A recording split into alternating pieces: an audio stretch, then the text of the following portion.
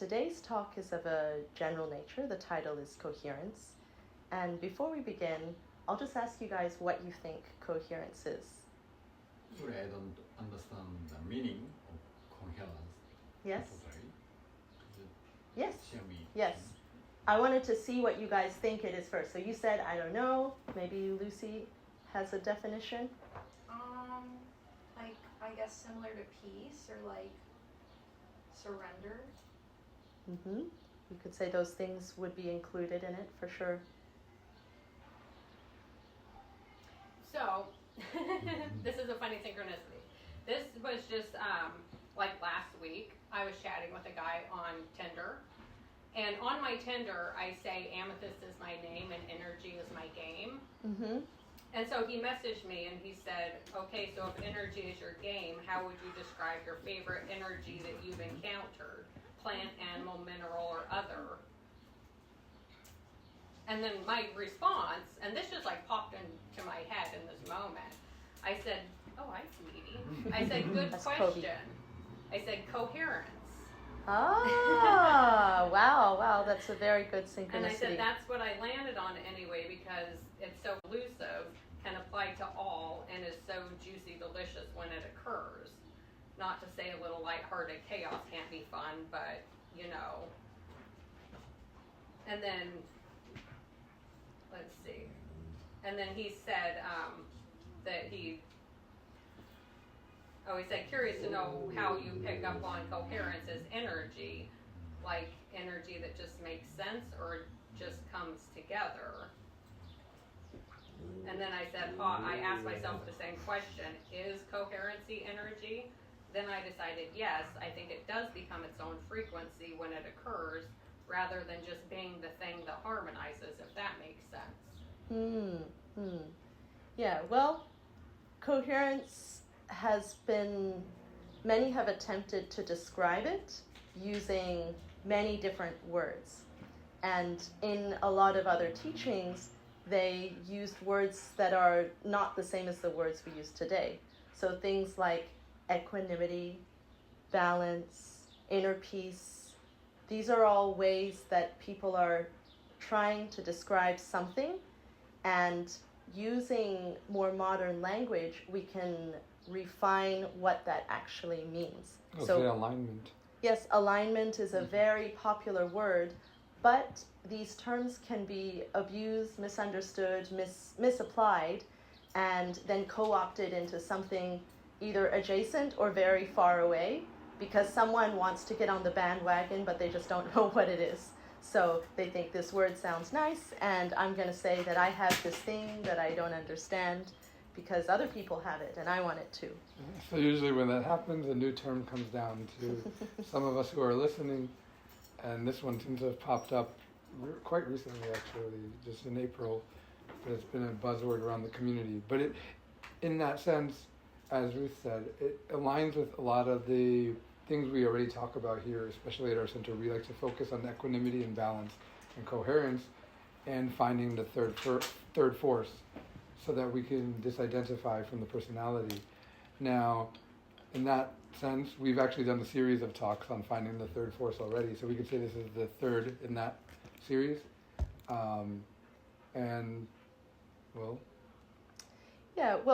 It would be good to define coherence. We have the table of contents here for what we're going to go through in today's talk. But just so we know what the talk is actually about, coherence is when different parts of our inner world are working in harmony. So once we know the breakdown of what is inside of us, then we can understand if they're working in a more united fashion or in disconnection. When the different parts are disconnected, then our field doesn't have coherence. It doesn't manifest correctly. It's like the thing that was made to do something is out of order, so it's not performing in its correct function.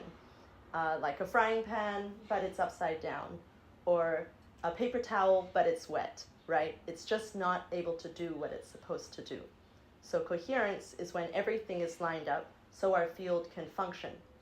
It's actually a reference to a baseline of just simply being normal, but no one is normal. these days. Everyone is so out of whack that we're not coherent. That's how you have people that are full of inner conflict. Their mind and their emotions are going every which way. We have a lot of students that sometimes approach us with some personal questions, and usually it has to do with inner conflict, right? They say, I feel like my heart wants to go this way, my mind wants to go that way, or I have these two options, these two directions, and I keep going back and forth, back and forth, back and forth, round and round. They both seem kind of right and kind of wrong, and I don't know which direction I'm supposed to go in, and I'm so afraid to make a mistake. So they're all caught up inside of this story and this inner confusion that is preventing them from moving forward in their journey. So coherence is like putting everything in order so we can just start to move forward. It doesn't necessarily tell us which direction we need to go, but it does have a correlation to that as well. Because true coherence we equate with balance and equanimity, but we could also say that coherence can be a little bit more of a broad stroke. So when we're thinking about the fact that it's more of an alignment of frequency, that's why I use the word alignment as well, in the sense of someone could have coherence and be in ego and be out of balance from the center. Now, in that sense, they're not in coherence with the construct, with the reality, with the inner authority, because true coherence would be balance of spirit, soul, and body. But they could have a lower coherence just within their personality, where equanimity and balance definitely means balance in the center, as in internally and externally. So we could say there's a little bit of a broader stroke there.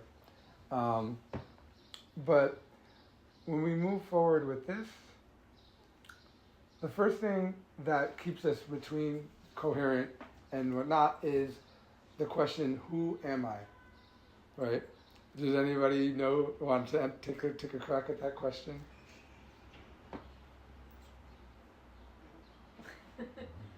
No. Well, there's many things we could say. We could say, I am an immortal being. I do not die. I am eternal. We could say that. We could say we are nothing at all, just energy that resonates within form. There could be different levels of understanding of this to an extent, or we could identify with the person. So there's three levels to it, really. We say there are three minds. And the first part of coherence is identifying where we are in the vibration of which of those three minds, and then bringing our emotions and our actions and our willpower together with that frequency. So in a sense, to be coherent with the actual universe, with the actual solar system, we would need to be in coherence with the inner mind and the mind of unity. But that would be I'm not this, nor am I that, but that which resonates with both, that is also nothing. So the life force itself, the energy itself that compromises everything that we are and everything that we be, it's beyond even the consciousness and being, right? Beyond the observer and that which is observed. In a lot of Eastern texts, they describe the source of suffering as coming from identification and coming from misperceiving reality. So identifying with the physical form, thinking that's me, and then becoming attached to its story, where it's going, and really we're the awareness behind it. But imagine if you were watching a movie that was so convincing that you just got stuck in the theater and you never left and you never did anything outside of the theater and you just sat there. Well, you would get sick, right? You'd get real sick, and of course, eventually you would die, right? You can't stay stuck inside of that illusion. So the soul is in a state that it's very sick because it has misperceived the reality, and it's completely misperceived not just the form that it identifies with, but the whole nature of reality. So some basic things that are often taught in Eastern teachings, they will say, people don't understand impermanence. So this is one of the big things that they fight, right? They want everything to be permanent. like a relationship, like a happy time, some happy moments, or good food. And the nature of reality is that nothing is permanent. So they keep getting upset. Why did something I liked end, right? Why did that relationship end? Why did that place where I was employed, why did that employment end? Why did the people I love pass away? Why did my dog die? All of these things as if they expected it was never going to happen. And that was the misperception of reality, what they refer to as ignorance. And these days we don't really use that word. In modern terms it sounds like you're looking down on someone, but in the ancient scriptures they said, no, it is ignorance. They're just completely misperceiving reality. They're asking for something that cannot be. And then of course there's the classic craving and aversion, where we run towards something and we run away from something. And in Buddhism they say this is the cause of all suffering, right? I want this thing that I didn't get. I don't want this thing that is coming to me. And the more we create this resistance, the more we create unhappiness. And we keep wanting to blame the circumstances, not realizing that we are the one that's generating the suffering by our misapprehension of the arising events. So the question, who am I, is a very powerful question if we can comprehend the answer. And how can we move through life or do anything at all if we've got everything completely in the wrong place, right? People say, oh, I want such and such an employment, I want this kind of a reputation, I want whatever fashion, beauty, whatever it is that they're chasing, and they keep grasping for some kind of feeling that never arrives. The brain has this trick, right? It promises a certain amount of dopamine that it never delivers. So unless we can answer the question, who am I, it doesn't really make sense to keep going forward with all of these things that we're chasing, because we haven't yet understood, who am I, what am I doing here, and then I can wonder where I'm going. But a lot of people don't want to ask that question because it frightens them. Why do you think they might be frightened? I mean, I certainly know that I definitely have that issue. That's kind of what I'm struggling with right now, is like, because I'm going through this massive shift and change, and so I'm like trying to land on, like, who am I? And it is scary. But when you're asking why is it scary, I'm like, I don't know. Why is it scary? Yeah, that's a good question, right? I feel that a lot of people are afraid to ask this question because they're afraid that they won't know the answer, and then they'll have asked themselves an impossible to answer question and they'll be stuck going, great, I don't actually know who I am. But as long as they suppress that question deep enough, then they have this kind of sort of maybe feeling that they know who they are, which is an illusion. So we go through, yes, please, take some. We go through a journey in our incarnation where when we're born, we are pure and innocent, and we have not yet taken any conditioning of the world to create a personality. And later on, we are trained by society and our environment to identify as the body. Funnily, there are some initiates who have awakened to the level where they remember their memories from when they were a baby. And they remember as a baby, they were completely the awareness energy that was not stuck inside of the body. It was kind of related to the body, but it knew that it wasn't the body.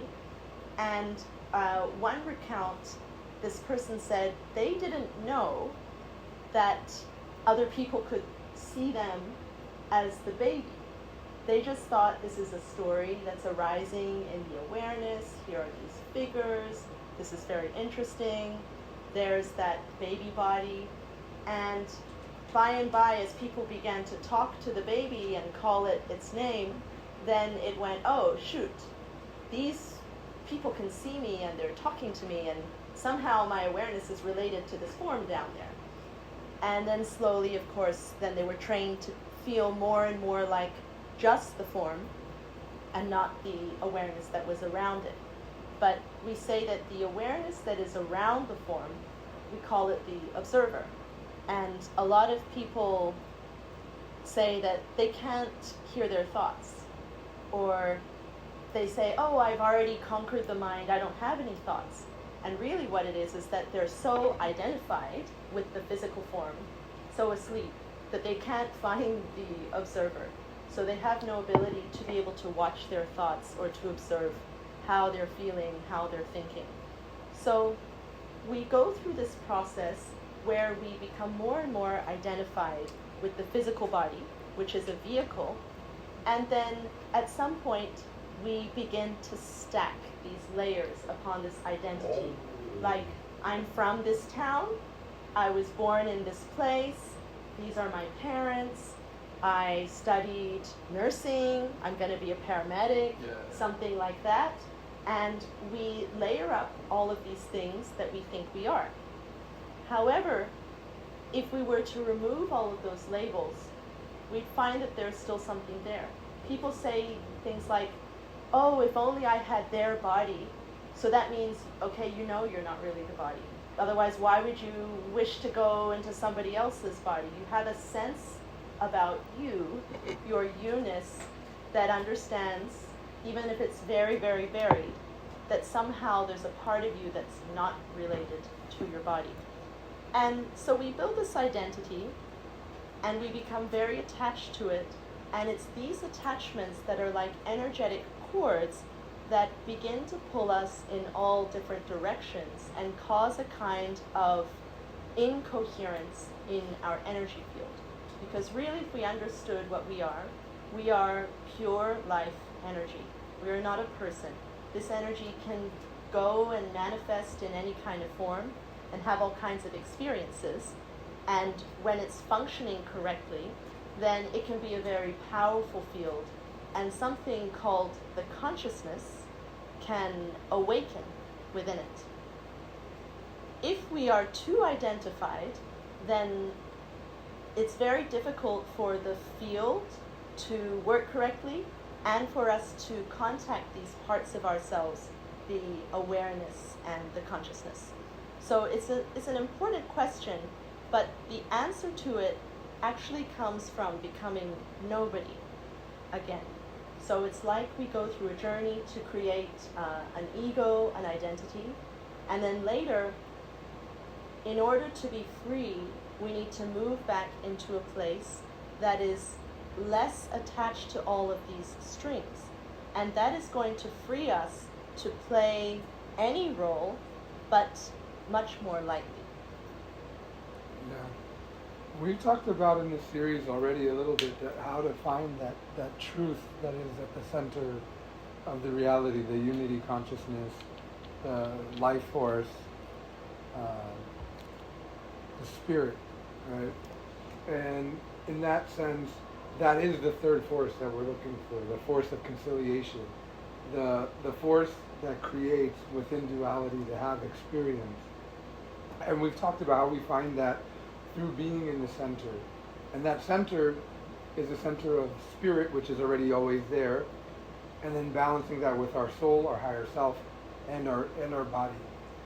But that supreme coherence, that supreme equanimity comes in layers, because as above, so below.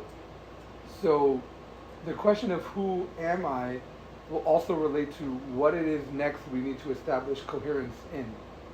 So at the beginning, right, someone who is not awakened at all, an ego, let's say they want to manifest like black magic, and they want to create something, even though it's going to be karmic, but they want to get themselves a car, right? They simply just need to align their lower thoughts and their lower emotions with their desires and their egoic will. In that sense, they would be at that level in coherence, although out of coherence with the higher self and spirit. So the first thing we seek to balance at our level, right, here in the physical, with our body, is to balance our mind, our emotions, and our will to align with the will of our higher self or the observer. So we do that through self-observation, and we start to understand that we are not the person, but rather, in this case, we are the one who is observing that person.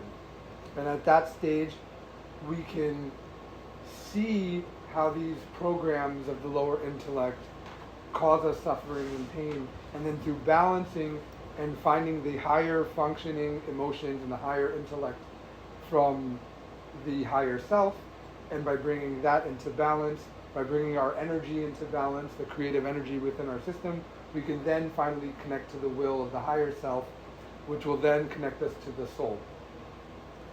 And from that aspect, then there's still more that will need to be balanced, because if we balance in our lower self, then those higher emotions and higher intellect and the will of the divine also need to be brought into balance, and eventually those superior emotions and the lower instinctual functions also need to be brought into balance to truly connect to the spirit that is already there, the inner mind. But first we start off with just the simple functioning of just literally having our thoughts and our emotions and our instincts in check. And then it evolves into going into the unconscious and balancing these other higher things, our intuitions with other things like that, and the will of what our mission is and things like that. But we need to start with coherence at one level, then coherence at two, and then we'll connect through and have that moment where we awaken. Because the actuality is that we are neither the observed or the observer, but first we need to observe the part that's unconscious and asleep and detach from that, so that we can then find that center, which that center point is there, but we also need to be careful not to miss it, which is what we see with people who get religious or dogmatic. We take a approach towards the observer, and then we shift our identity from here onto the observer, and then we become a spiritual master. A true master would never call themselves a master, so that is always usually a red flag. And all of these things, we need to completely shed identity and find humility. And humility isn't what the religions tell us. It's not being meek and quiet and pulled back. Sure, it is absence of arrogance and all of that, but it's really an absence of a false sense of self. So it's in the middle of that. We don't want to be inferior and beg higher beings and all of these things either, because that's also out of balance to the other way.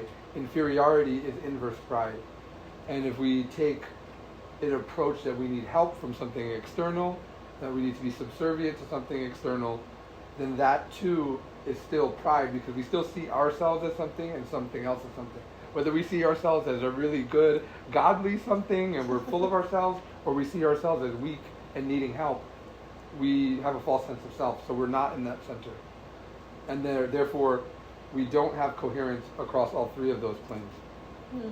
The other thing with identity is that in modern society, everyone around us is so identified that they're pushing us to also be identified, right? Misery loves company.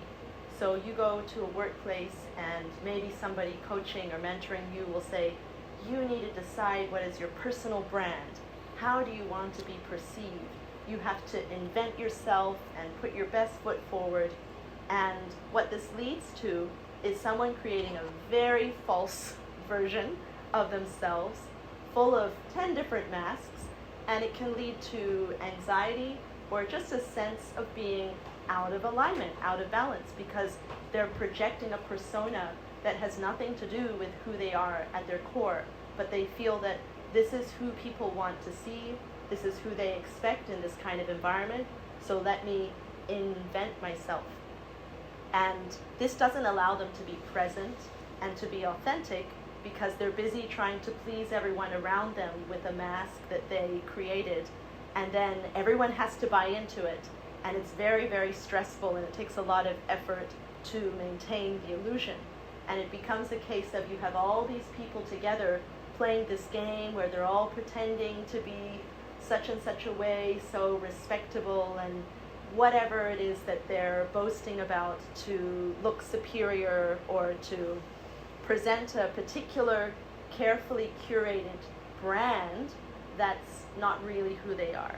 Now, this is not the same as being clear about your purpose and your mission and the direction that you intuitively sense is right for you.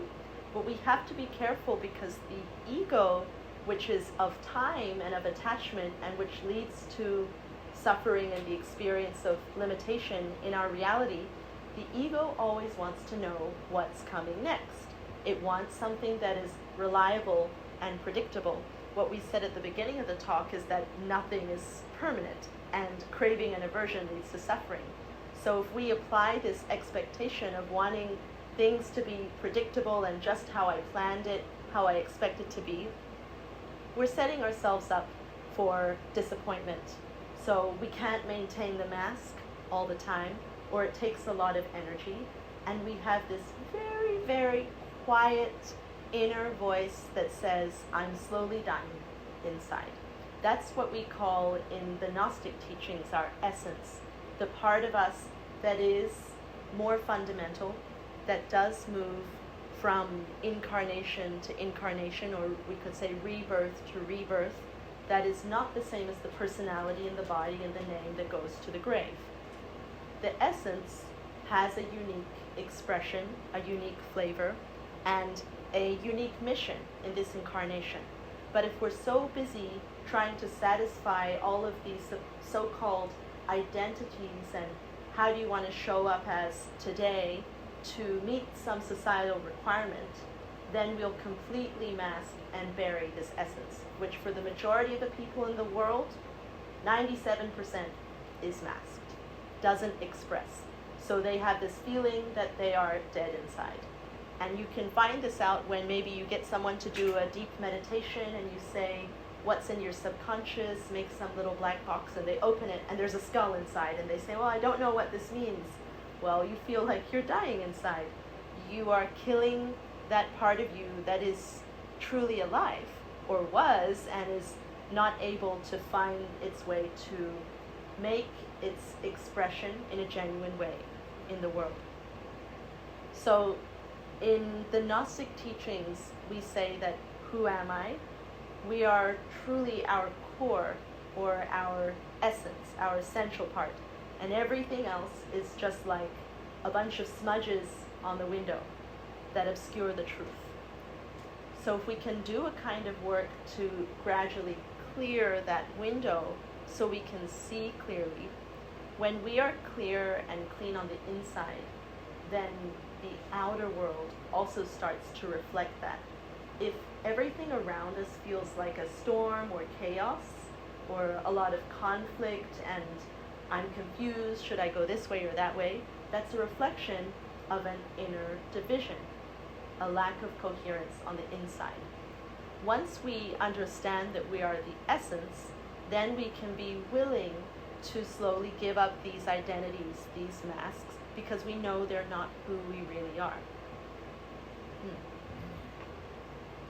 You talked about the essence, and the essence really what it is our personal, individual, divine spark, or the piece of that awareness, that life force itself. Not even the consciousness, but just that which animates everything that's around us, whether it's, the table or the floor, people, plants, animals, all of it. Everything has this energy within it. All matter at any level. And then beyond that, we have the soul and the body, which corresponds to our consciousness and our physical form. And that's what allows us to perceive, because without that, the essence contains everything, but it really is nothing. It's even beyond, it has no perception. There is no I. The I is a consciousness, even on a macro scale. So in that sense, that's part of the reason we are here. But even this question also can change where we're going through from where we're at in our development. We get there slowly. At the root of this question, if we're in coherence with the spirit, we would relate that to divine purpose. And the divine purpose is related to the fact that at unity, our existence and our reason for being here is to awaken and to perceive and to extract wisdom, to learn and grow. Because the law of one states that the reason for the being to be is just to be the being. And at that is to just experience and grow. So in that sense, the divine purpose is to awaken the consciousness and help others awaken, because others are also us. Of course, those that want help, because those that don't come for help are at a stage of development where they're learning through experience in a different type of way. So it's not to force anything on anyone, but to just help those that come and seek, for they are also you and at a different stage of development. But that's the inner mind. The next level down related to soul is where we see mission, and mission is our own unique individual expression of purpose and how we do that in the world, which is something we will find earlier before we find unity of consciousness. But that's the first thing we were trying to achieve, just as in we said before, the first thing we need to do is to find the observer and to start observing and disidentifying from the lower person. Because the higher ego or these higher states of perception are not unconscious, they're connected to source. Sure, there's something subtle that keeps our beings separate from each other and angels separate from each other, but they're not unconscious beings. So only in the human condition are we unconscious. Only in the human condition do we chase illusory desires and material things. So the first part of the work, as it is to become that observer and to pull away from the lower self, that is also where we find the connection to mission. Because if we go down one more level, it's still, as we said, the why am I here becomes horizontal line, material things. Maybe, it's different for everyone, whatever egos they have, right? But it might be, work related, financial related, maybe just simply pleasure related, but it's still something selfish and for that lower self. So the first thing we do is we find soul, we find that mission, and that willpower from the higher divine to drive to do the work. And as long as we don't get obsessed with it, then that will springboard us into the unity and the third force of conciliation, which is in between the two. When the mind hears this question, it can have a kind of anxiety, like, oh, quick, I better answer this. I'm supposed to be doing something very important. I better find it. And of course, it's important to use the incarnation for the intended purpose. It's probably not going to be the first thing the mind thinks of that says, oh, I know what it is because I want to get rich, so it better be this kind of a business that I should start. And then I'll be successful, I'll be famous, and now I know why I'm here. But that whole plan could be just related to some figments of desire and some influences from some people that lived across the road, and none of it is actually part of your soul's mission, but it's just a hodgepodge of different events that you put together and said, here, this is it. So it's not necessarily something we need to answer in a hurry. It's something that we need to find out moment to moment and more intuitively. Why am I here? And when it feels right, we will know. Well, and I was going to say that's why we said that the why am I here is really simply just to be and to have the experience in the first place. We do have some younger people here, for example, and we talk about mission. Mission, even if we're connected to soul, as a young person, it may not be clear yet. Usually mission comes together if we are conscious at a later stage of life and doing work on ourselves. It'll come together, but first, a lot of the times, the mission would be at our young age to still explore and have experience. That will then gear us towards understanding what our mission is. So sometimes when we're too quick trying to figure that out and what mission is, that's just an ego, and it could be at our moment we're still just meant to be in a state of learning, and everything will kind of coalesce and come together as needed when it's supposed to happen. But it does come from connecting to the higher self and being in observation and being able to see the differences between our desires of the lower self and the divine willpower from source. Yeah, and the point is that it doesn't necessarily, it doesn't necessarily have to satisfy the definition of success or something that society puts up on a pedestal. It's very possible that it has nothing to do with any of those things that society values, because in this time, at the tail end of the Kali Yuga, the majority of society values egoic and unconscious kinds of things. so they're not going to put the same emphasis on something that is right for your soul. So a mission, in some cases, for some incarnations, could be something very, very simple. We said fundamentally it's to be, right? And I'll share a brief story. There was a doctor who didn't believe in anything beyond the physical. He was simply a medical man. And his son, at 19 years of age, passed away suddenly in an accident. The son was on the spectrum, and he had grown up with the family. And then when he got to that age, they were saying, well, where can he go now? And they found a place that was in the countryside where young people who were on the spectrum would live and be looked after. So they had just recently settled him into this facility, and everything was very nice and pleasant, and it was beautiful in the countryside. And somehow the group had gone on an excursion in the woods with their caretakers, and then the boy had gotten lost. And then later they found him. He had fallen over and his face fell into a river, and somehow he got confused and he had passed away. So him being 19 and having just grown up and moved out, and they thought he's going to have this happy life at this facility in the countryside, and he was such a sweet spirit and everyone loved him. It was devastating for this couple, and they didn't even have any spiritual connection. So to them, that was it. Our son is past. And they were very, very much in terrible grief. And then both the husband and wife had transcendental experiences where the son's awareness came and visited them. And then suddenly they had to believe that there was something beyond the physical, and they knew that he was okay. And during this whole process of grief, the father, who was particularly affected, his son would visit him for a series of visits to help him heal until he was completely healed and knew his son was okay. And then he said, okay, I'm not going to visit you anymore. But when the son came to visit, he was giving his father spiritual instruction, and he would arrive as an awareness, and then the information would start being transferred to the father.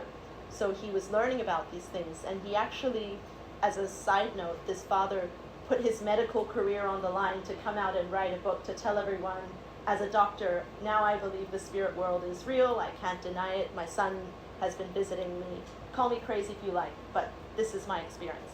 And one of the things that his son told him was that my only reason for this incarnation was to come into your lives and to just mess with everyone and to push your buttons and just be that playful disruptor that would cause you to snap out of yourselves and your ego and all your trips and the little things that you were trying to do, because he was on the spectrum. So he would always be doing something crazy and annoying, and then they would go, oh no, we're trying to do this, and now he's disrupting us, right? He's rolling down windows and he's throwing things out of the car and we can't manage him.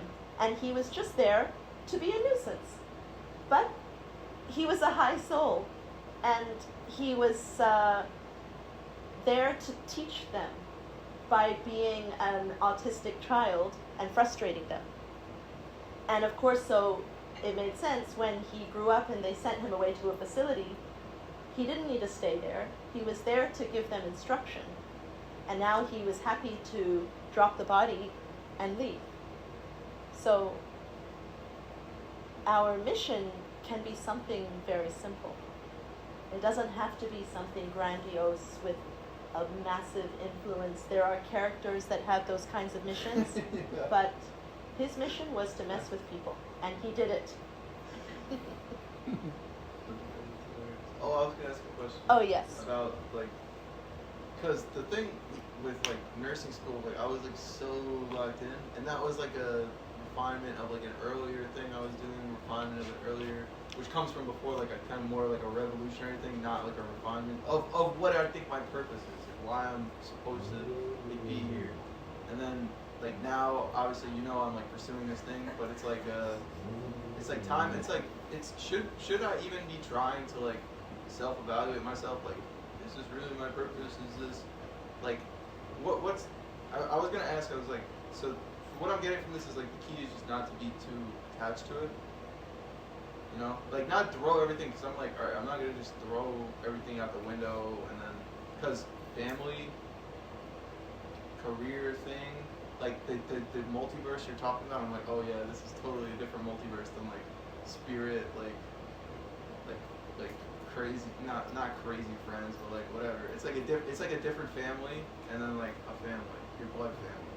Like it's like I definitely see those like different multiverses like in my head, and then there's like links and stuff between them. But like what, just don't get too attached. That's what I took from it, and I was really happy to hear what you guys had. Like when I was processing, I was like, oh, this sounds very like good. Yes, detachment is obviously the goal in depersonalization, to truly have that awakening. I mean, we could say there's a lot of things that get thrown around as awakenings, and to a certain extent, and little leaps like just, maybe becoming aware that there's not a third dimension through like a psychedelic or something, or becoming aware of the observer as soul. But really, all of those things still exist within the matrix. So the true meaning of a spiritual awakening, and we think of spirituality, is that first connection to the third force, it's a spirit. And that's something that comes of a development over many, many, many existences and manifestations. Okay, that's not something that just happens in a certain amount of time. But that would be where you have the detachment or the disidentification, the salvation, liberation, freedom of the consciousness for the first time, right? In that sense, that comes from the place of detachment. But there's stages to get there, and there's things we have to work through. It does, to an extent. First, we have to develop the moment-to-moment awareness and be able to observe ourselves, and develop a practice where we can actually meditate and go into actual meditation. Yeah, well, meditate and be able to contemplate our actual false sense of self. Once that's achieved, which actually doesn't necessarily take too much time, what the real barrier then becomes is that we have to face ourselves, because the only way we can detach and disidentify from the person is to actually comprehend, and comprehension happens in the moment, which is to perceive all of the perspectives of our own false person to the sense that we see it as an illusion. And then when we see the illusion that it is, we can then thus detach from it. And then at that point, truly, is when we could actually do the work of initiation. We could take external initiations from a school. We even give external initiations at a certain point. We could even take internal initiations from the ego, which is why people can be on a right-handed path or a left-handed path and still feel like they are initiates. But true initiation is when one connects back to the unity that is the spirit, and they find the inner school, the inner master. They become their own teacher, and they start receiving initiations from the internal school in the internal planes. So that has to happen from depersonalization. And also just the work in general that comes with initiation. If we follow those methods and we can't actually see the ego for what it is, then we are working through a spiritual ego or mystical pride. So in that sense, is if we can't fully see the ego for what it is, then we can still dissolve ego. We can awaken consciousness through conditioning, which we've talked about here before. But we're working from an ego to then transmute other egos. What? But what happens is that because we work with the creative energy, is that when we use an ego to destroy the other egos, we also strengthen and increase our attachment to it. So that's why you see people get dogmatic and religious and all this stuff, because the ego that is that religiousness is being strengthened by the work to cleanse all their other traits that they do see about themselves. So to an extent, they can increase to a certain level, they can awaken to a certain level, they can even awaken their soul, all of this, but eventually they'll reach a point where they flatline, there's complacency, because they don't see what they are still attached to. They haven't actually awakened from the illusion. So they're using the illusion to gain power in the illusion, which we can do. We're at a starting point, we're very, very limited and asleep to what we even perceive from the illusion itself, right? you could go through a whole experience, and we do over many, many years. This is why this gets, many, many existences. This is why it gets imprinted on the spirit, because of all the failures, but it's not really failures, it's development that we've had over time, where we follow up a way and then end up getting trapped, right? So that thing is true. You could have a whole experience if it was a very young soul, very young spirit, where just becoming aware of the fifth dimension, which is where we dream every night, is so profound, and they spend their whole life just working on dream yoga and trying to astral project and all of that, and they don't even awaken to their higher self, nonetheless to spirit. But it's just a stage of development, and we have to understand that there are a vast variety difference between the beings that have already done work in initiation and are here right now trying to help the population, and the actual population on this planet that is still attached to the consciousness of the earth, which is the majority, because it is the earth. I was going to their first chamber meetings, and I'm like, they were like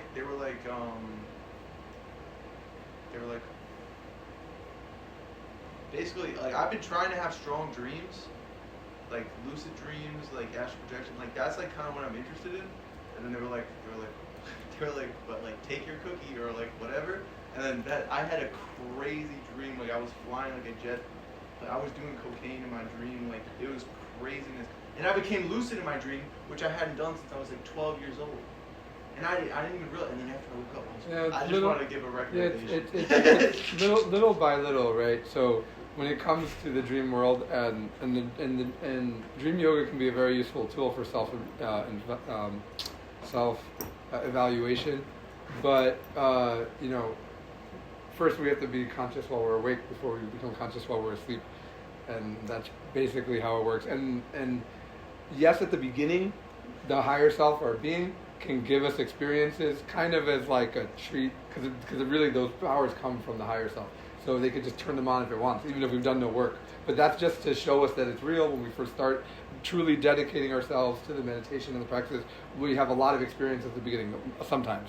If we're doing the work appropriately, a lot of people come in and they don't have experiences. Partially that could be because of the style of work when you come in with this religious mentality, although it could also be just for their experience too as well. But at the beginning, usually, if we are going to have experiences, we will have them a lot in the beginning, very, very, very powerful, and it's kind of this is what you can have. It's what would you say, a treat or something? I call them freebies. Freebies, yeah. And then they'll be taken away because it's, will you still work when you don't have this, now I've given you the gnosis, yes, it's real, now will you do all the hard work to actually create those abilities within yourself? Because again, those abilities are attached to soul, and until we incarnate that principle and purify the body to actually connect to that plane, then we're not actually doing that ourselves. But we can earn those abilities to be under the control of ourselves by doing that work, which the work itself takes a long time. Awakening is in the moment. The level of being is in the moment. Our level of consciousness is always now and in the present. But the work in the purifying the body is an initiation, dissolving the ego, all of that is in the horizontal line, and that does take time, because that is the work in matter. I always like the Jesus quote that he said to Nicodemus, let that be a flesh as a flesh, and what that is a spirit as a spirit. The true spiritual work, even at that level, at the most meta level, is always in balance. So we actually have to do the balance of the work on the consciousness and the work in the physical matter, because if we do too much to one way or the other, we, again, flatline. So if we just awaken, and this is something that happens, I think, with a lot of those non-dual teachings, is we can awaken so much and we've connected to the unity, and then we're like, oh, this ego will creep in that doesn't want to accept the true nature that we exist to exist. So it's well, everything's illusion, so I don't have to do anything. But the problem is that to actually, even though we can connect to the spirit in this high level of consciousness, to actually pull down and receive that into the body, we need to actually purify the nerves, and it's a slow process of increasing the ability of our body. We call them solar vehicles in Gnosis, but we have to either create or re-establish ourselves in these higher subtle bodies to absorb more of the frequency that comes from the divine plane. So it doesn't matter if you can connect to it. If you don't have the vehicle that can receive it, then you get stuck until you build those vehicles. And the flip side of it is the people that get into that spiritual warrior mentality that never awaken the consciousness, and they have that ego that just wants to do the work. Well, then they can create the bodies. They can, again, like we said, they can lower their filters to some extent, and the conditioning removes some of the ego. But the ego that they've worked with they strengthen that one, and they become what we would call a Hasna Musin, but they have a double center of gravity. So they have the higher bodies, but they also have ego, and then thus the ego can use those bodies, and they're actually probably most dangerous people on the planet. Of course, relatively, but that's a stage of development, because they have all the abilities, all these things, but they use it for personal gain. But we continue. I have some things on this as well. Yes. You want to say something? So you guys can see the flower of life, the sacred geometry, right? And all of reality is built off of geometry. It's the one that keeps dividing itself into equal and opposite negatives, and then overlaying all of these fractals on itself to create this illusion. And it works off of perfect mathematics, perfect geometry. So it's like a grid that you can move through, we could say. It's a little more complicated than that, but just to put it simply, when you are aligned, you are working with the grid, and when you are not aligned, you are working against it. So if we say this is a perfect shape, and then you're over here, right? Whereas if you are in that shape, you are lining up with all of the energies that trickle down from the higher planes, because we are a crystallization at this level of density. If we peel it way back, it's just an energy soup having an experience of awareness. But it's manifested or expressing at a slow enough vibration for there to be a crystallization or a density that gives us this illusion of solid material. And this works by something very, very subtle in the highest planes, coming down, down, down, and increasing its density until it arrives here. And this stream is continually coming down. So when we are in alignment, it's like putting out a bucket and you catch the rain. If it's in the wrong place, you catch nothing. So the alignment or coherence is when all of the parts of ourself that in most people are in the wrong place come into one, so that the energy from up high comes down clearly. And so there's different ways to define coherence, but essentially it's an energetic lining up to receive these higher energies, and our mind, our emotions, and our will, which we'll talk about in a moment, are actually defined as different planes that this density moves through to render this person here. When you see a person here walking around, it's like imagine a puppet show, and there's a puppet and there's a guy behind, and he's putting his hands inside the puppet. The puppet is moving. So in that way you see a person here, but there's higher and higher things that are all animating and creating the reality in this denser level. So when our thoughts, our emotions, and our will are divided, meaning they're working against each other, like the typical one is my heart is saying yes and my mind is saying no, right?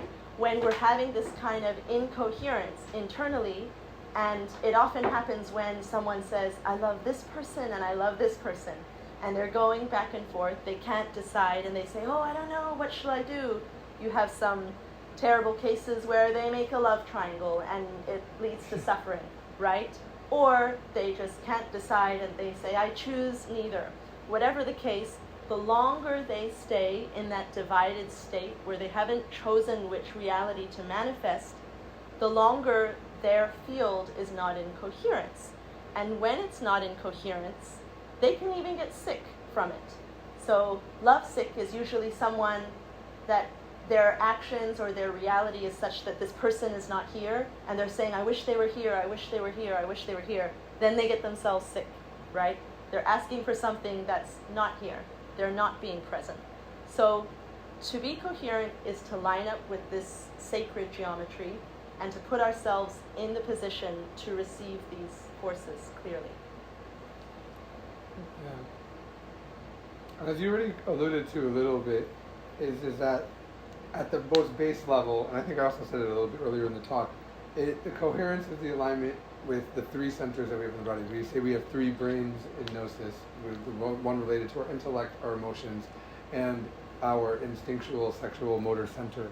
And at the base root of it, it's related to this intellect, emotions, and we say actions, because like we said, you can align in a sense with the ego, but we like to look at it from a more macro perspective as will, because on the macro level, what I was going to say here too is that if we look at the fact that the sun or the solar system is a being that we are all within, and our essence and our body and all that are that little fractal or a piece of that one larger being, then spirit, soul, body that we have to also bring into coherence to connect to that inner mind is actually our little personal piece of his mind, his emotions, and his body.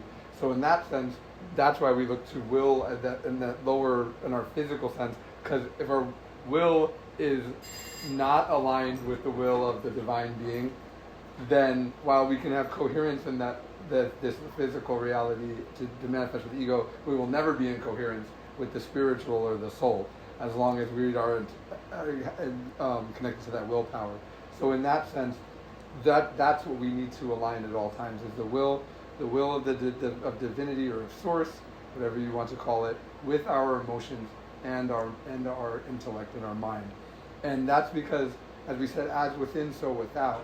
So as we find that coherence internally, as we get to those states of equanimity and balance, then this will reflect outward into our reality. So that's literally why people who manifest also talk about this, even in an egoic way. But if your vibration is in alignment inside, it will create the corresponding vibrations in the reality around you. And in a sense, we are constantly creating all the time, whether we are creating unconsciously or consciously is one thing. Also, whether we are creating in balance or out of balance is another thing. The reason we want to create out of that true center and that aligned with the true north of our being is because when we create from the center, there's no reaction to it. It's created in balance because it doesn't have the issue of cause and effect. There's an equal balance of positive and negative force. When we create out of balance, whether it's for good or for bad, it creates a slingshot effect that needs to come back. An interesting way to look at this is if you have water, and if you have a pool of water, if you tap water in the middle, the vibration goes out and will come back into the middle. But if you tap at another point, just outside of that circle, the vibration will actually go to a point on the other side and then also still reverberate back. But you're creating 2 points. So that, in a sense, we could say is related to karma and dharma and other things that we're not necessarily talking about in the sense. But when you create through one pole of duality, the equal opposite reaction must happen. So that's why we want to try to create from the center, and that center is usually in alignment with the will from source above.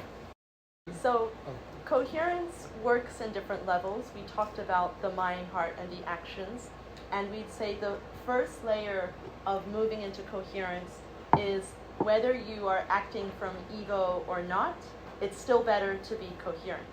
We recommend to not act from ego because there's another kind of reverberation or something that gets returned back to you when you act from unconsciousness or from desire. But before we can deal with that, because that takes a long, steady internal work to gradually chip away at our shadow, we should first come into inner alignment regardless, right? So think of resentment. Where does resentment come from? It comes from when we are terribly out of alignment. someone is doing something that we perceive to be harming us. Now, they may or may not be actually harming us, because there's an egoic part to it that could be telling stories that perceives them to be harming us when they're not. And that's the part that makes it a bit tricky. But before we can go deep and dig up our skeletons and our traumas and realize which part we are responsible for, it might be good to just get away from that situation, because we're making more and more resentment, and now we've got two problems, right? So we don't just have the trauma that causes the stories of you're being mean, but we now have the they're being mean to me and I hate this, and so now I'm mad at them. And when we're mad at them, we have this resentment, we're still torturing ourselves. So that's why we say it's two problems.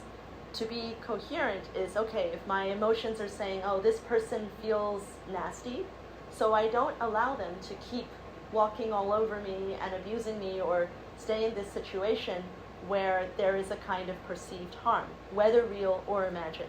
That if a part of me is saying, this is not good, and then another part is saying, oh, but, you know, we have to, da-da-da-da-da.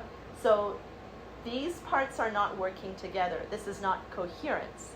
And the deeper part is, it could all be a big story, it could be imagined, and this person is just being normal. We don't know. Depends. You have to meditate in order to find out. But if someone is, you perceive that they're harming you in a relationship, and you can't hack it, you can't figure out what's going on, best to get away from that scenario. And this doesn't just apply to relationships, it could be a job, it could be all kinds of things. But this is a very, very entry-level part to this puzzle, because karma dharma will come into effect. These are parts of the nature of reality. And we haven't taken this into account yet, because if there is a karma that involves the situation, then it's not that simple. If we are paying karma, and our job is to be serene so we clear that energetic imbalance, if we run away, that situation may crop up somewhere else.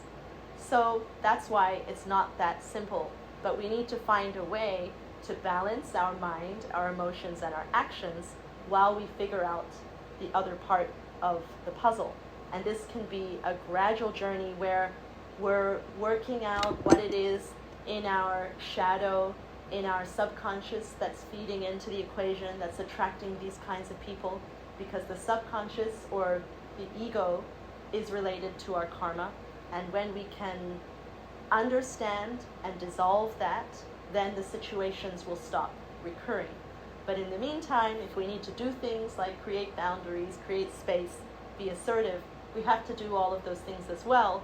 So we're not sitting there stewing about something that we think is their fault, but also pretending to be a victim and acting like we don't have any choice to walk away or to say no thank you or to take some kind of action. Sometimes it can be something very simple, where we don't assert the reality that we're manifesting. Maybe we don't care, but we don't say yes or no, or I'm going to do this, I'm going to do that, and we leave it up in the air.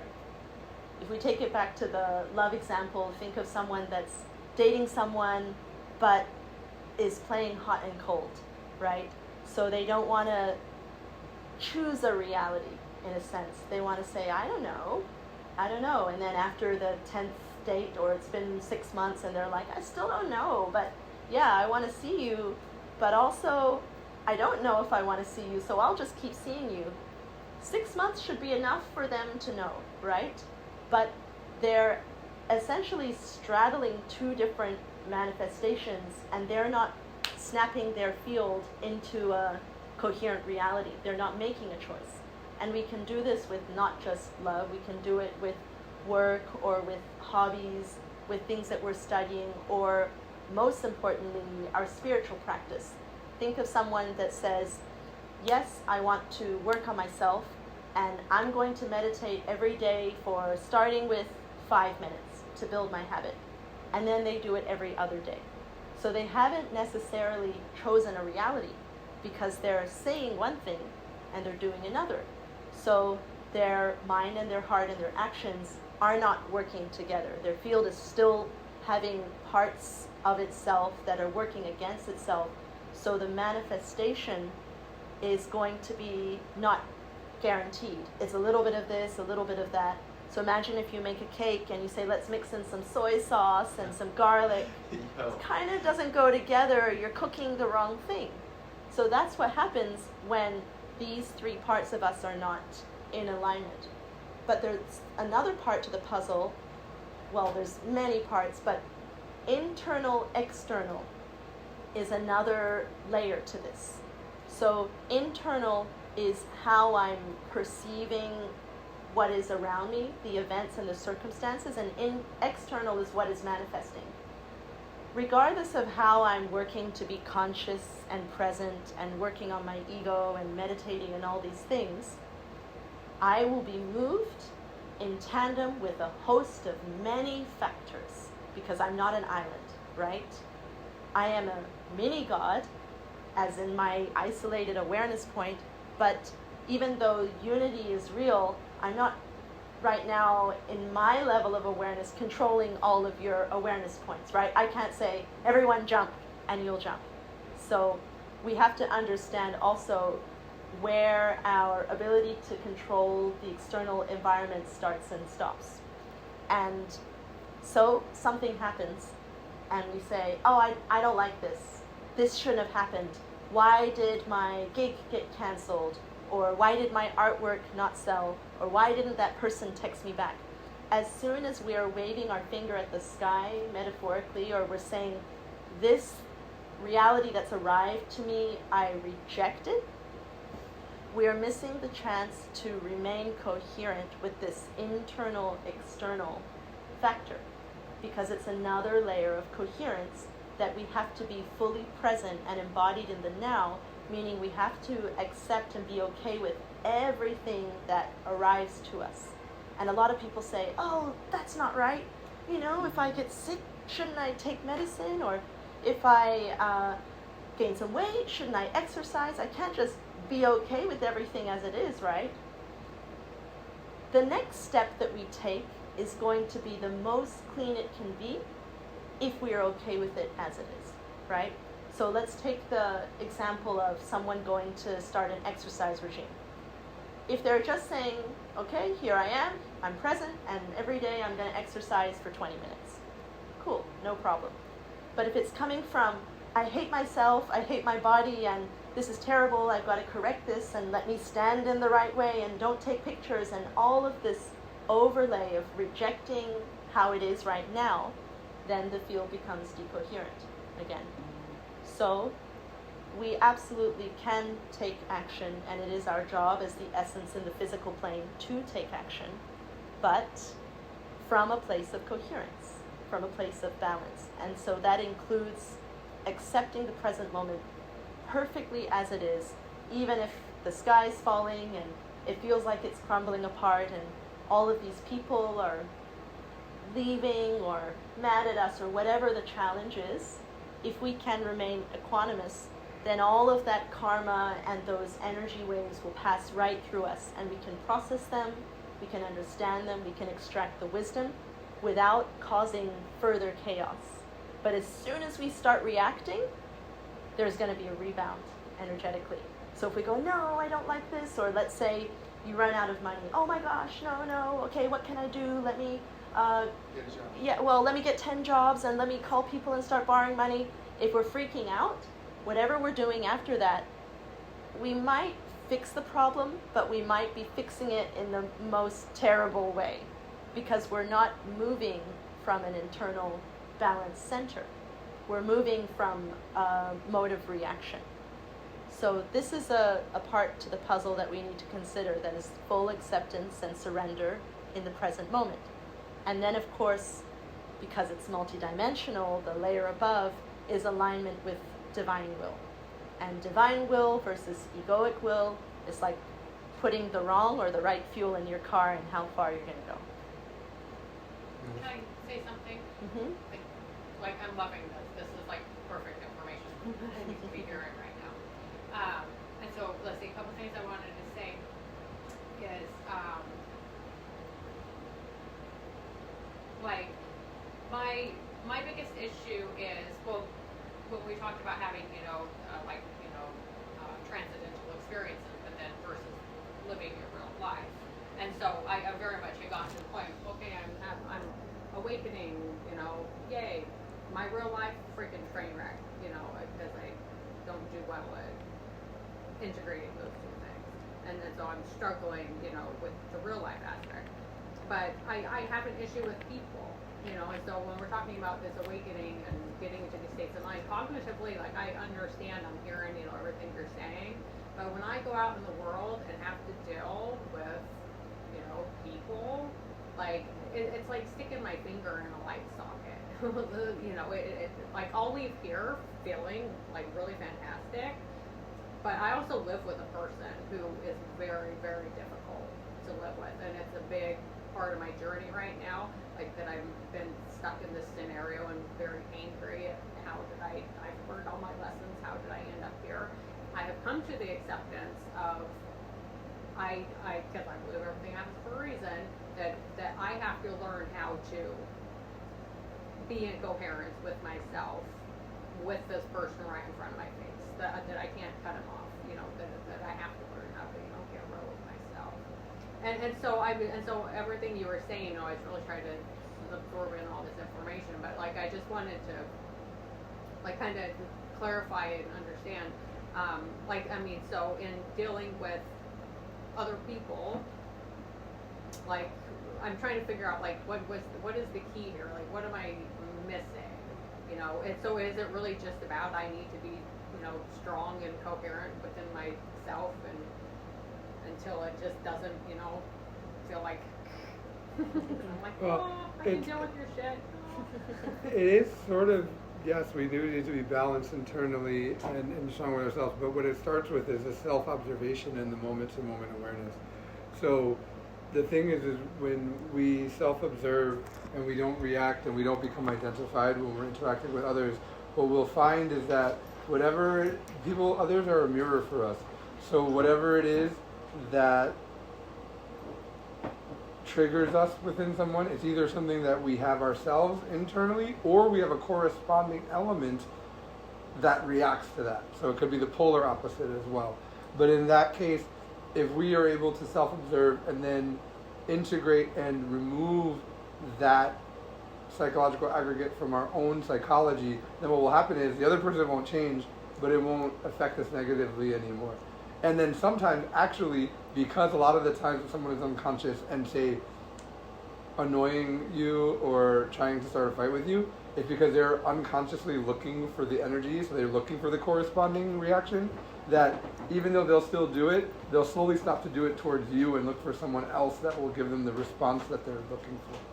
Is there, like, I've been thinking a lot about, duality for one thing, and magnetism, because I very much have this thing of, like, magnetizing to people, and I just so with the people I find are, there for a reason.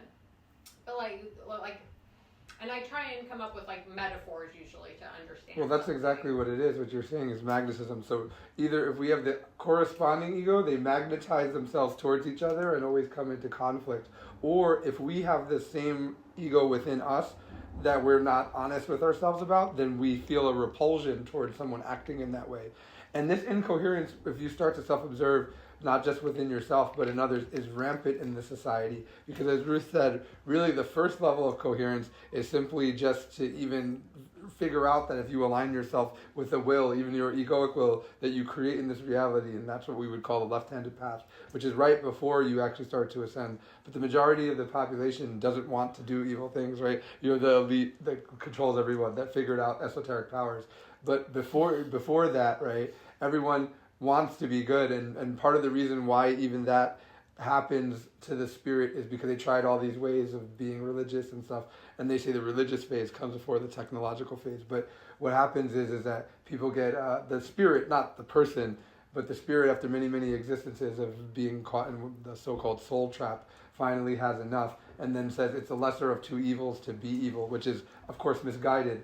But the thing is, before that, is before we understand how to be coherent and to be in alignment. You see this all the time.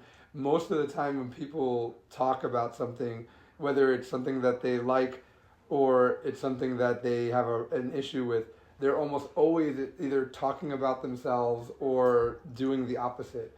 So, they'll say, if it's like ideals or virtues, they'll talk about how these virtues are so important, and that's what, their whole like belief system is about, yet they do the exact opposite to it, right? Someone who's closed-minded will talk about how they love things to be open-minded and how they listen to everyone, even though they never listen to anyone. They'll talk about how they have seen arrogance in themselves and learned about arrogance, yet are still arrogant and want to act from a place of superiority where they know more than everyone else and don't want to hear what anyone else has to say.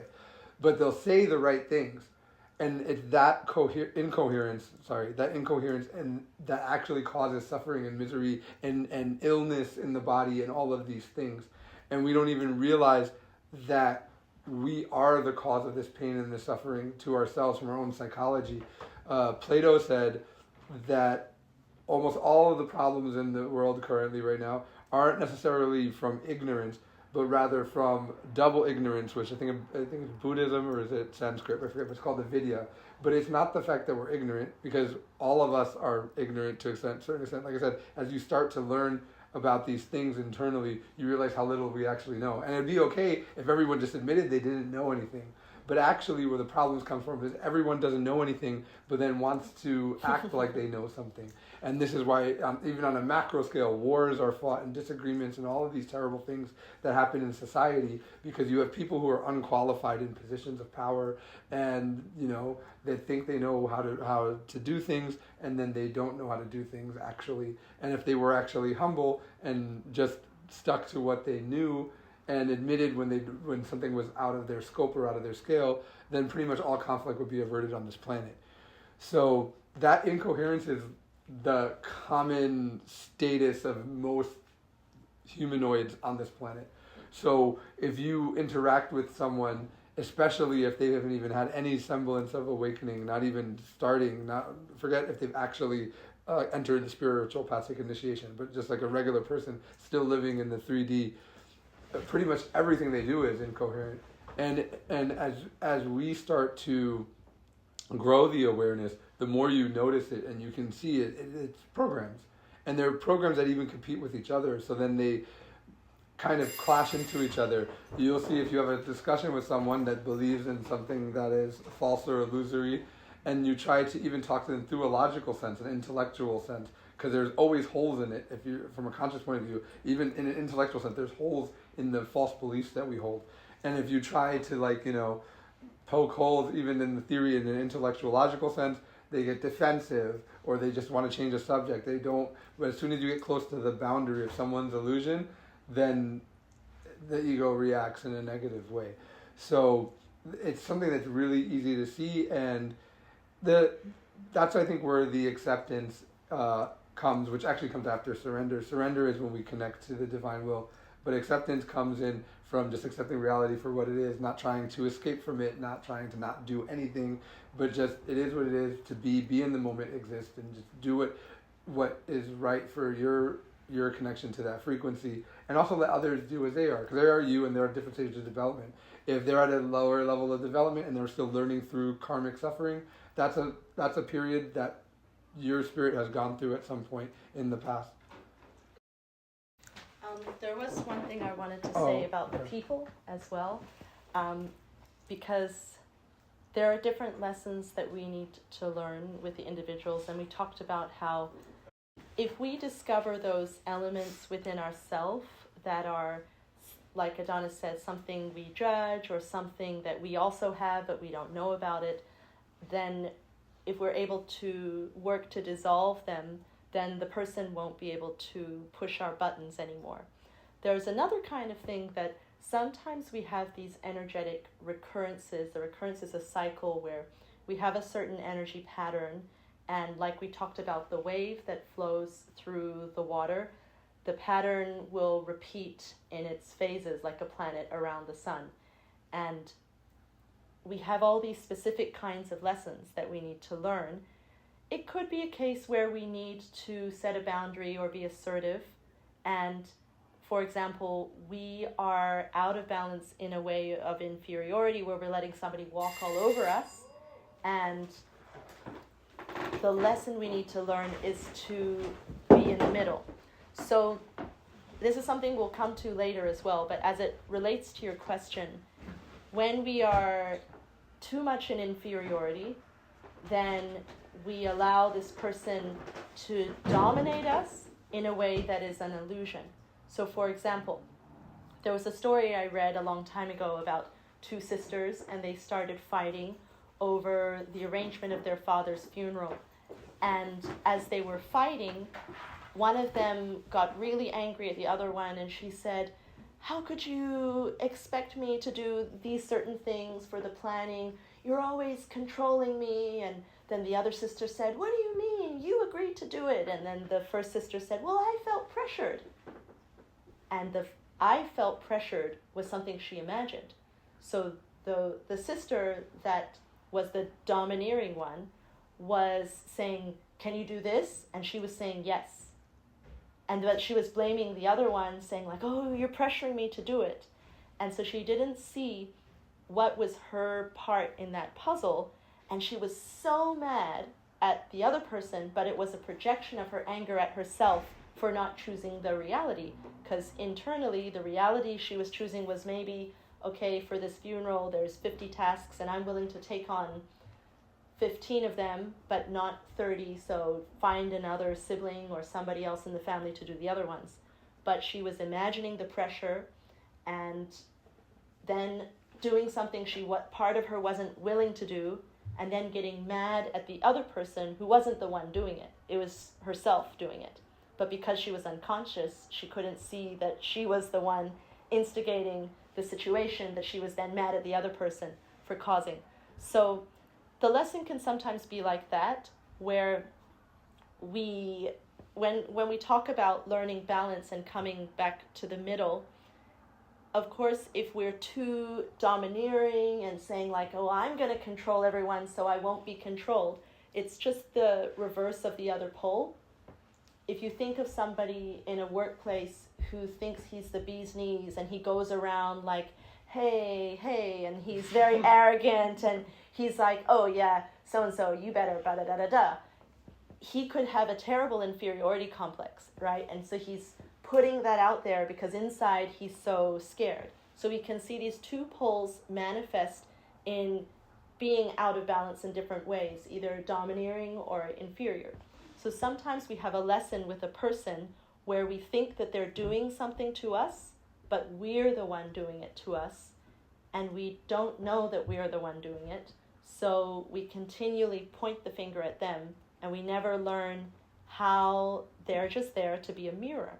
We never learn how we're the instigator. So there are lots of these different kinds of lessons, and it's not as simple as saying, okay, if I dissolve these egos, is that person going to go away? Like Adonis explained more in depth, potentially they will, because their egos that correspond to your egos feed off of these repeating patterns. If you dissolve your part of the puzzle, then those egos have to go somewhere else to feed, and they can't feed from you. So either you're going to become very boring for them if they expect a repeated particular fight that happens once a week or once every 3 weeks on a cycle. If they can't get that fix of that, they have to go somewhere else to find that, right? And I've had an experience regarding resentment and blaming and these kinds of things where a certain family member was full of anger and they were trying to be controlling and do certain things.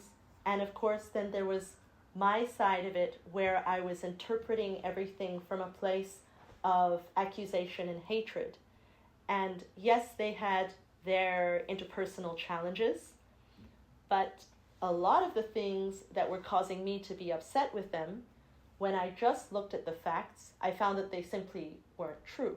And one of the biggest, weirdest things that helped to shatter my illusion was when she had purchased some concert, or it was festival tickets that were a couple $100, very expensive, and said, "Hey, I've got these tickets so we can go away for New Year's." And my reaction was, "How dare you not consult me? Because what if I don't want to go away with you for New Year's?" I didn't say this to her, but I didn't say anything. I was angry. And our relationship was a little bit rocky as well. But I was angry at her for buying these tickets and saying, shall we go to this festival? And I felt like, she always does this. She always doesn't care about my schedule, and she tries to invite me to things, and it's very expensive, and so I feel obliged, and then now I have to go, and I don't want to go, or I don't know if I want to go or not, but I don't even get to decide. So she's taking away my autonomy. And of course I had the right to decline. On reflection, I realized that, I really want to go to this festival. And she's paid hundreds of dollars for these tickets. And she asked me if I wanted to go, which I had the right to say no to. At no point did she force me to do anything. It was all in my imagination. And then I realized there were lots of stories of me expecting her to behave in a certain way, and her just being herself, her unique karmic combination of egos and so on, and those things playing out in a way that didn't match my expectations. So because they didn't match my expectations, then I was mad at her.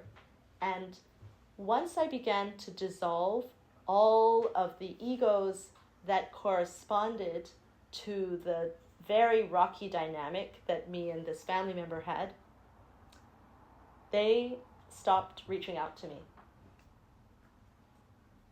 So it's not a case of now we have a rosy, lovely relationship, but they've just gone away a different path. And we don't really have much rapport now. What show did you like best at this festival that you went to? What's that? What band did you like best? Oh, this festival no longer operates. So this was in New Zealand, and it was called the New Zealand Spirit Festival. And it was all these so-called, anyway, conscious, spiritual DJs. They had tons of different tents, and they had the Hare Krishna DJ tent, and then they had like other whatever for mushrooms and all kinds of different kinds of music that might be associated with spirituality. Not necessarily spiritual, but that was the brand.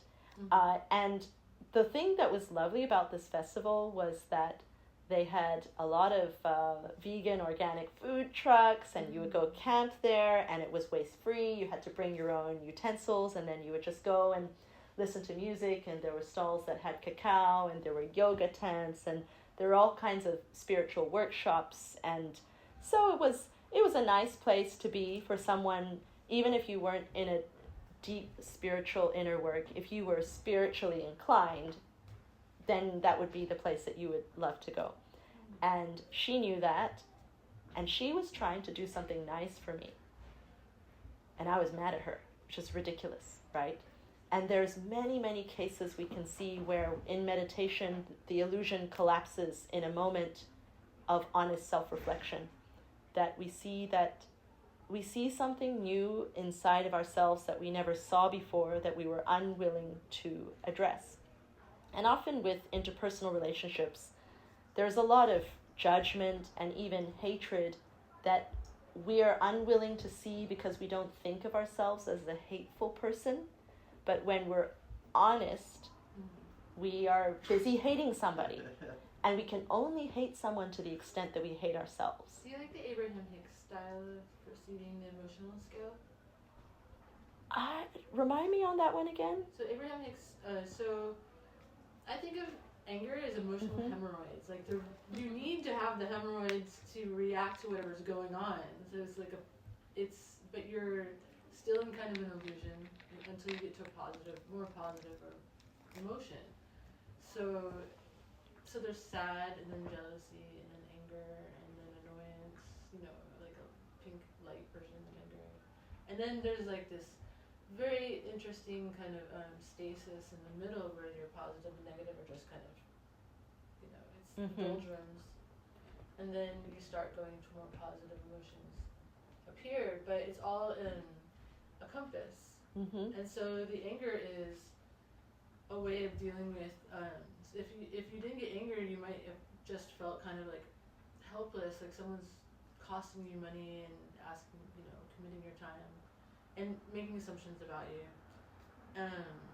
So when you're sad, you're in stasis, and it's kind of septic, and so anger is a way of like the inflammation. Is Yeah, like you've been positive. ignoring something that's deeper and more subtle. When it gets to anger, it's like the boiling point. But Yeah. so many things have been going on in the subconscious. Yeah, but And- it's good for you because it's better than Than not I have knowing. no choices. Mm-hmm. Like so like inflammation can be bad for your body, but it's a response to something that's septic, right? So at least when you're in your anger point, you're a little farther ahead, and then you keep going. You're saying it's illusion at that point when you're having negative emotions, but eventually you're going to resolve that, and you're going to see things clearer. Yes, if you wake up, right? If you keep telling stories and you keep repeating, oh, this person's annoying, da-da-da, then you never wake up from the programs you're running that are contributing to it. Because emotions are just information. And when we suppress them, then we don't see the full picture of what's happening. So first we have to be willing to be with the emotions, not to say go smashing plates and say, I'm being with my anger, I'm going to hurt you. No, we have to be with them internally and feel them. A lot of people have mastered the stage where they feel the emotions and they allow them to go through, but that's really just a very basic level of awakening, because we want to go down to the root and find the cause. And the cause is certain energetic structures that in Buddhism are called the aggregates, or in Gnostic teachings are called the egos, the multiplicity. They're all different kinds of personas that live in our internal worlds that are all at odds with one another, and together they make a hodgepodge of great internal turmoil and difficulty. So, yes, hopefully that gives you something to work with regarding that situation. Absolutely, thank you. That was a beautiful story, even though it had a very tragic part to it. Not tragic, that was real shit coming through. Sorry. Sorry. Okay. Cursing. So,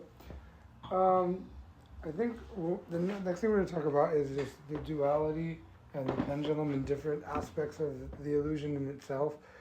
We talk about finding the third force and the coherence and the balance and what is in the center, but we have to also understand, as we said before, that the purpose of even being here and to perceive is to be straddling in between the awareness of the unity and that duality. To a certain extent, perception only exists on the ascent and the descent, and it only exists when we are aware of both the manifestation and the unity and the noumena that's behind that. Because when we go back into the absolute, or like when people talk about merging back into that energy that's beyond consciousness, well, there's no consciousness there. So while in an esoteric sense the period of rest is as long as the period of manifestation, because there's no one there to perceive it, you go in and sure, maybe it's duration, there's no duration in there. Your next time you perceive again is when you come back out. And at the same token, when you reach all the way down at the bottom and we get trapped in the physical form, all of those existences while you're asleep and mechanical, you're basically a robot, there's no perception because the awareness is asleep. So we only perceive in the between those poles of awakening and the journey up, and then the journey back down into matter. And that is the whole point of the purpose. So that is the whole point of the experience. So in that sense, we strive to be in the middle, to constantly straddle that line of working with what is around us, and also being in that central awareness that we are truly at the core. So on this slide, we have a bunch of examples of the two poles of different things, and how we can go back from one to the other, but where we have to find the actual truth of all of them is in the middle of them. I mean, we could briefly talk about each one, not to get too much. Like if we got into one of them, it could be a whole lecture in itself. But these different poles here explain why when we are seeking through spirituality, we find so many different teachings and instructions, and we get confused because we want to latch on to something. The ego wants something reliable. So it says, I want to just pick something and then that's me, and now I'm going to ascend. And we find that all of these are just different poles that pull us out of the center. So we can't have that reliability, that predictability of now I'm a Buddhist and then I'm going to be enlightened. Because for your unique kind of imbalance, what if you needed a little bit of Buddhism and a little bit of New Age, and then those would just pull you in the right direction? Really, those things are not something to get attached to. They're just tools that have their intended mechanisms to help us achieve an energetic balance or coherence. So coherence is the thing we're really after, and here are all the different tools that have arisen in the collective to assist us with infinite different kinds of imbalance.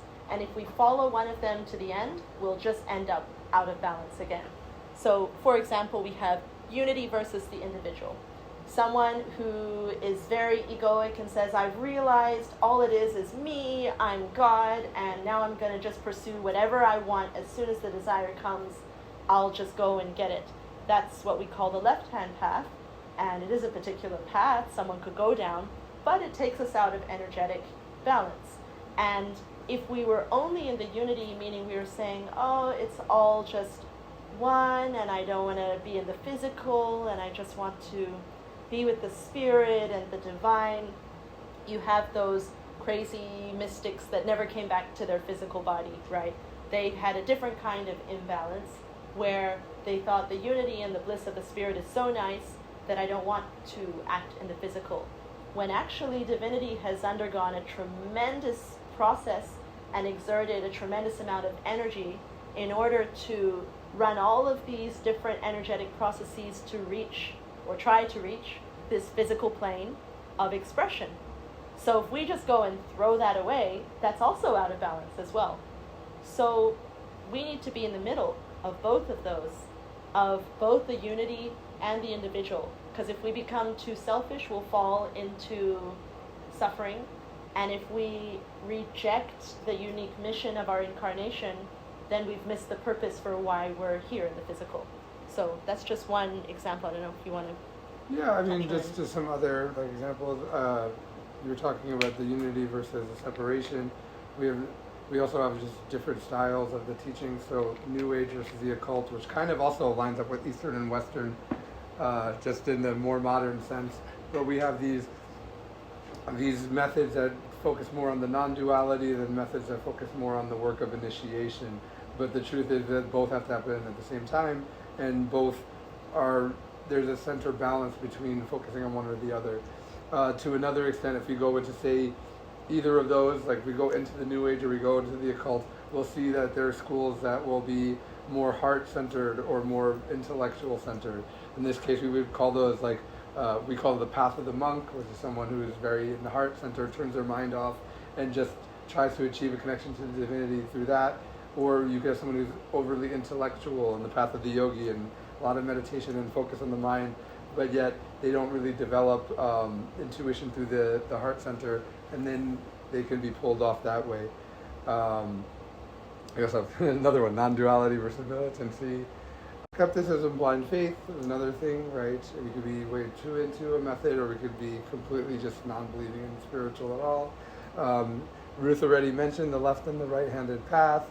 That's actually related also to higher self versus the lower self. The left-handed path is identified with the lower self. The right-handed path is identified with the higher self, or some type of external being that exists in that realm to help them. We also have detachment versus engagement with the reality. We could be overly too detached in that way or the other. Like the guys that sit in caves. Mm-hmm. Oh, no, I just need to ascend, so they don't want to be in the physical. Yes. But we're here to be in the physical. Or we could be too identified with the reality of thought. And then also, we talked about this earlier, actually, before the class, the attachment to the tools or versus using them with comprehension, right? We can become attached to those things. And then we could also completely, I would say actually the better would be to reject them, right? We could have the other option, you can't use them at all, because, Right. Otherwise you'll never figure things out. So tarot is an example of a tool, right?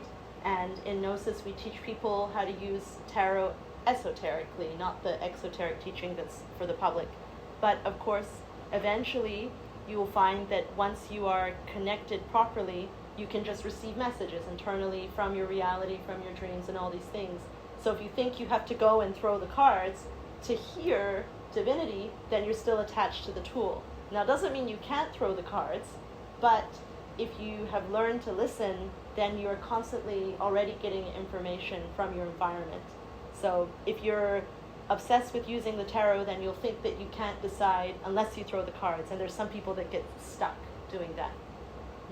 Yes. And then on this next slide, we have mastering balance. And there are, in the initiatic path, there are 12 dualities that it said we have to master to fully come back into balance and find the center and be coherent. Like if we were fully coherent, we had equanimity, we would be in the center of all of these 12 dualities. Do you want to read them out? Yes, so we'll just read them out and then we can give some examples. So we have keeping silent versus talking, having no ties versus loyalty, obeying versus ruling, or having internal autonomy, lightning speed versus introspection, ability to fight versus peace, indifference versus love, caution versus courage, contempt for death versus regard for life, to possess nothing versus to command everything, receptivity versus resistance to influence, humility versus self-confidence, accepting everything versus differentiating. And with these things, we want to notice that none of these two poles, it's not necessarily that one is correct or incorrect. It's not a good or bad thing. But actually, if we utilize these things with consciousness, then that's when we're acting in a divine sense. And if we are unconscious and we utilize these things at the incorrect time, then they could be egoic or satanic or evil or whatever. That's low vibration. The difference between the only true duality in that sense, the difference between good and evil, which the unity is beyond that, is just, are we doing things consciously or unconsciously? And if we do things, as we said, out of place, then we can cause harm. And if we do it at the right time, then we act in a conscious way and actually handle the situation properly. And this is not something easy to master, so it's a whole journey that can go over many, many, many incarnations. But when we come into an initiatic school, then the goal is mastery, and mastery is perfect balance and being able to balance all of these. So no one can give you a rule of thumb. That's what the ego wants. The ego wants to say, give me some technique, give me some acronym, give me some mind tool, and then I'll always use this, and then I can be super asleep, right? Because the awareness in the moment that perceives and can make the best choice, it has to be with the situation of the moment that is always changing. So how could you have a rule of thumb? And what often happens when the ego gets involved is that we intuitively know we have to balance these poles, but we do the opposite. So one example from personal experience is to do with people pleasing and feeling like, okay, I shouldn't people please, right? So when someone does something, how much I indulge them or their interests is a fine line. You could be kind and friendly and listen for 5 minutes about something that you're not interested in, or you could spend 2 hours, right? So this is something that I'm working with, just like we all are working with our internal psychology to become more conscious and aware. So knowing that, there was one day when someone said, oh, here's this music that I really, really like, and do you want to listen to it? And I didn't really prefer that kind of music, but I said, oh yes, sure, play this music for me. And then as they were playing it, it was very awkward because I didn't know what to say to them. I didn't want to lie and say, wow, I love it, and be inauthentic, but also I didn't want to hurt their feelings because I was trying to make them happy. So I just randomly made comments like, this sounds like someone walking in the field, or maybe they're milking cows. And this person got super offended because they said, you must be mocking my music. Of course, so my emotions and what I really thought betrayed me, right? And then they got so angry. And I went, oh no, the people-pleasing backfired. My chasing of their approval and their happiness led to them getting angry.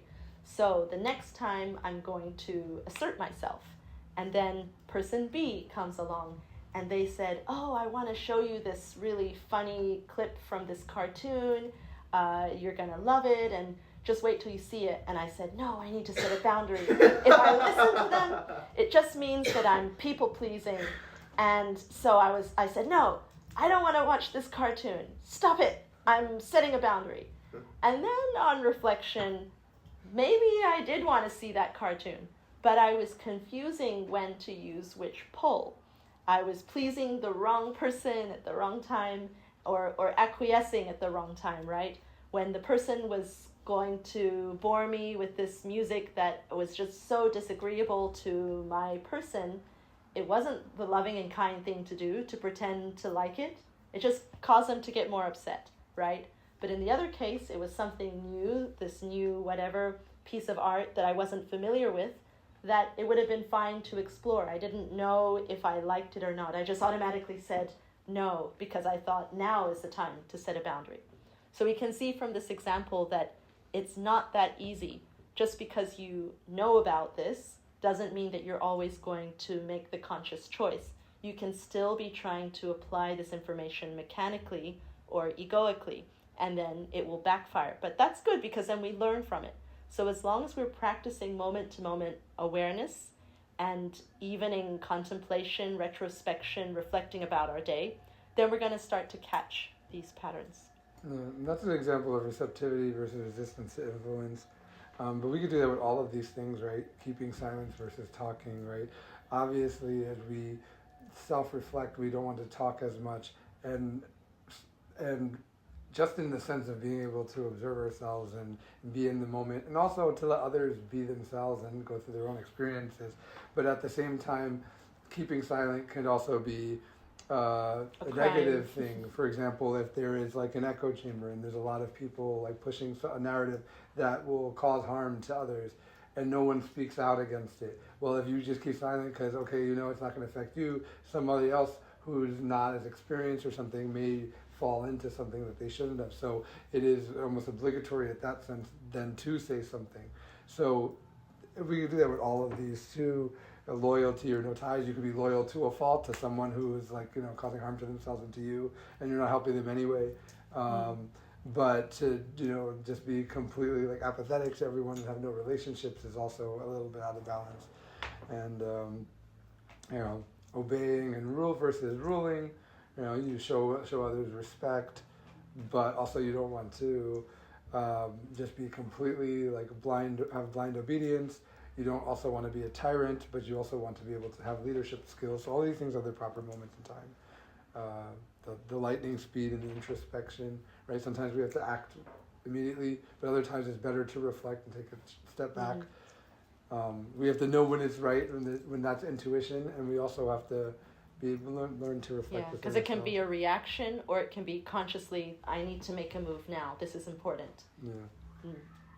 But all of these, like accepting everything versus differentiating, humility versus self-confidence. In this sense, humility as the more colloquial sense of it, right? But there's a time to be reserved, and then there's also a time to believe in yourself. Out of place, you come across as arrogant, or you like someone who's too meek and inferior.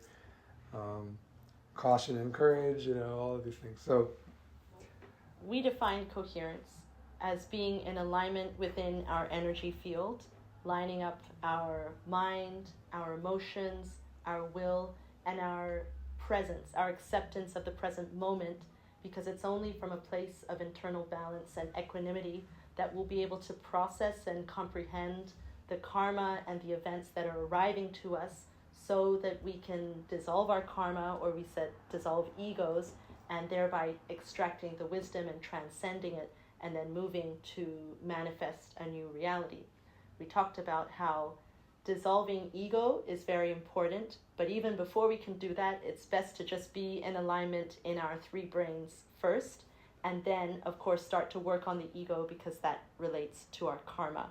So a daily retrospection and meditation is a very good practice to have, and, of course, moment-to-moment awareness. Without these 2 fundamental tools, we could get lost in mechanicity and in intellectually applying all these things and missing more subtle energetic aspects of this equation.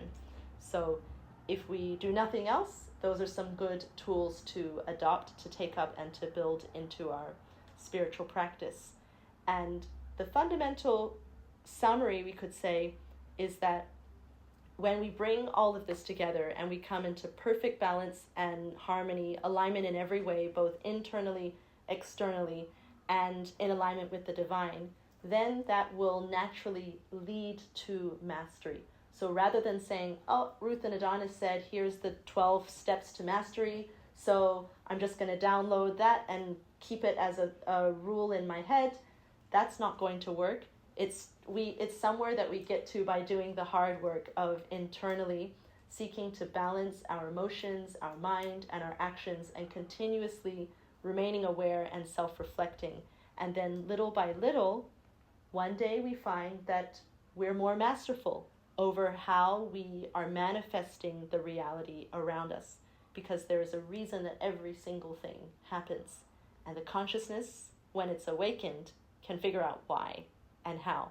And then we can manifest a better reality for ourselves and the collective. All right. So, thank you, everyone.